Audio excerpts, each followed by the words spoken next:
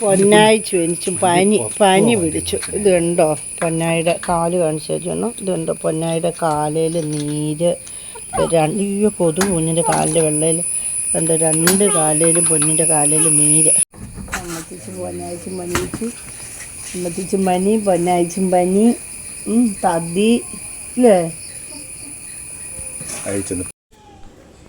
കുഞ്ഞായിക്ക് പിന്നെയും രാത്രി പനിയൊക്കെയായി. ഞങ്ങൾ ആശുപത്രി കൊണ്ടുപോയി. ഇപ്പോൾ കാലിൽ നീര് കണ്ടപ്പോഴത്തേനും യൂറിൻ ടെസ്റ്റ് ചെയ്യണമെന്ന് പറഞ്ഞു.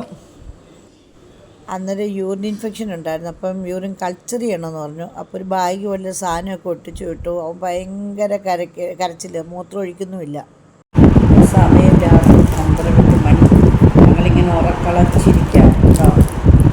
എന്താണെന്നറിയാവോ, പൊന്നായിയുടെ യൂറിൻ ഒരു ഇത് കവർ ഒട്ടിച്ചിട്ടുണ്ട്. യൂറിൻ പാസ് ചെയ്യുമ്പോൾ അതിനകത്ത് വിടാനായിട്ട് അത് യൂറിൻ കൾച്ചർ ചെയ്യണമെന്ന് പറഞ്ഞു. അപ്പോൾ അത് അന്നേരം തന്നെ എടുത്തു കൊടുക്കണം, താമസിക്കരുത്, അരമണിക്കൂറിനുള്ളിൽ തന്നെ എത്തിക്കണമെന്ന് പറഞ്ഞു. അപ്പം ഞങ്ങൾ ഉറങ്ങാതെ, ഞാനും പാറും അവിടെ ഉണ്ട്. ഞാനിവിടെ ഇങ്ങനെ ഇരിക്കുക. എനിക്ക് പനിയായിരുന്നു 2 ദിവസം, ഭയങ്കര പനി, ഛർദിയൊക്കെ. അതുകൊണ്ട് കിടന്നാൽ ഞാൻ ഉറങ്ങിപ്പോയി. അതുകൊണ്ട് ഞങ്ങളിങ്ങനെ ഇരിക്കുകയാണ്. എനിക്കിത് കിട്ടിയാൽ അന്നേരം തന്നെ ഇവിടുന്ന് പോകണം. അടുത്തറിയാം ആശുപത്രി, അർച്ചന ഹോസ്പിറ്റൽ. അപ്പോൾ ഞങ്ങൾ അതിന് വേണ്ടിയിട്ട് ഇങ്ങനെ വെയിറ്റ് ചെയ്യുക. അപ്പം വന്നു പറയും, കണ്ണങ്ങ് അടഞ്ഞു പോവുക.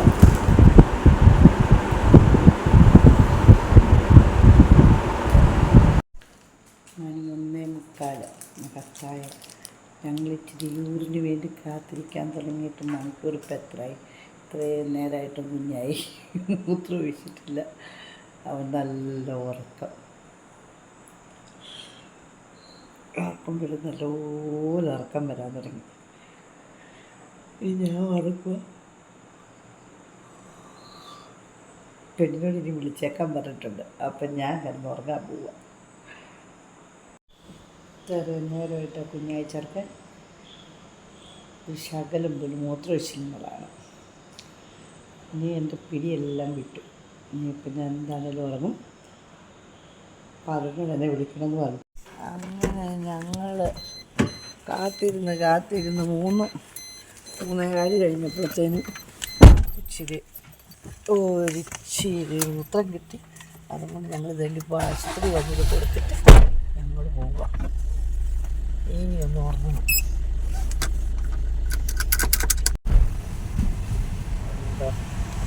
വിച്ഛിന്നമായ സ്റ്റുഡിയോ.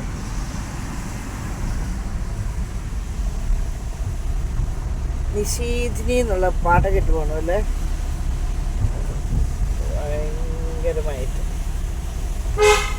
വിച്ഛന്നമായി കിടക്കുന്ന ബീച്ചിൻ്റെ തൊടുപുഴയിൽ.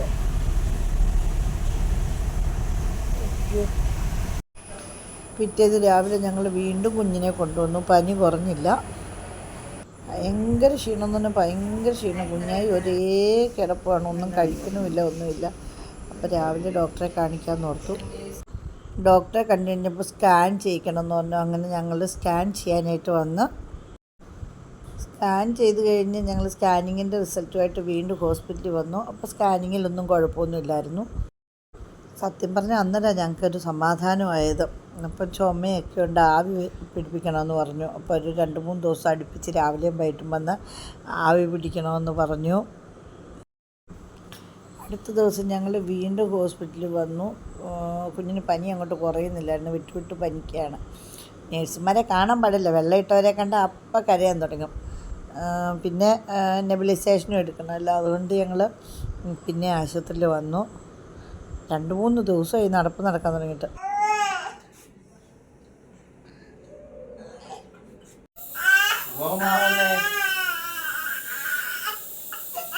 ഞങ്ങളുടെ അമ്പിക്കുഞ്ഞ്, വച്ചാളിക്കുഞ്ഞ്, ഹായ് കുഞ്ഞ് എന്നാ അത് തന്നെ അമ്പി വെച്ചേരാം. ഉമ്മ തരുന്നുണ്ടോ? അയ്യോടാ, ഉമ്മ തരുവാടി എൻ്റെ കുഞ്ഞ് ഒത്തിരി. മണി പോന്നു. ഉമ്മ തരുന്ന എനിക്ക് തരുന്ന വീഡിയോ പിടിക്കുമ്പോഴേ പെട്ടെന്ന് എത്ര പെട്ടെന്ന് അമ്പി വെച്ച് കൊടുക്കാൻ. മണി അടുക്കളന്ന് പോയി. സുന്ദരിയായി, മിക്കിയായി, ഞങ്ങളുടെ കുഞ്ഞു സുന്ദരിക്കുട്ടിനായി. ഇനി അമ്പി വെച്ച് കൊടുത്തു. ഉമ്മ വെച്ചേരാ കേട്ടോ, വെച്ചേ ഉമ്മ. കാർട്ടൂൺ വെച്ച് കൊടുക്കാൻ തരുന്ന ഉമ്മയായിരുന്നു. ഉമ്മ ഒരു ഉമ്മയും കൂടി തന്നെ കാർട്ടൂൺ വെച്ച് 5 മണി വെച്ച് തരാൻ വെച്ചത്. പനി എന്ന് പറഞ്ഞാൽ ഭയങ്കര ക്ഷീണം. ഇവിടെ എല്ലാവർക്കും മൊത്തത്തിൽ എല്ലാവർക്കും പനിയായിരുന്നു. ഇപ്പോൾ പിള്ളേർക്കും അവിടെ പനിയാന്ന് പറയുന്നത് കേട്ടു. അതുകൊണ്ട് എല്ലാവരും കറക്റ്റ് ഒരു വയ്യാഴികയൊക്കെ തോന്നുക തന്നെ ഡോക്ടറെ കാണുക, മരുന്ന് കഴിക്കുക, കൃത്യസമയത്ത് നല്ല റെസ്റ്റ് എടുക്കുക. എന്നാൽ നമ്മുടെ കാലും മേലും ഒന്നും പറയാൻ പറ്റില്ല, നടുവൊക്കെ കഴിച്ചു വിട്ടപ്പോൾ ഞാനിപ്പോൾ ഓർക്കുമായിരുന്നു എൻ്റെ കുഞ്ഞായി എങ്ങനെയായിരിക്കും നിന്നത്. പാവം കിട്ടും, അവനങ്ങ് പകുതിയായി എൻ്റെ കുഞ്ഞ്. അപ്പം എല്ലാവരും ശ്രദ്ധിക്കണം കേട്ടോ. ഇപ്പോഴത്തെ പനിയല്ലേ, കുഴപ്പമില്ല, ഒരു മരുന്ന് ഡോളോ കഴിച്ചാൽ മതി എന്നൊക്കെ പറഞ്ഞിട്ട് വെച്ചുകൊണ്ടിരിക്കരുത്. നമുക്ക് വയ്യാഴിക തോന്നി അന്നേരം തന്നെ ഹോസ്പിറ്റലിൽ പോവുക. എല്ലാവരും ശ്രദ്ധയോടുകൂടി ഇരിക്കുക. അപ്പോൾ ബൈ ബൈ.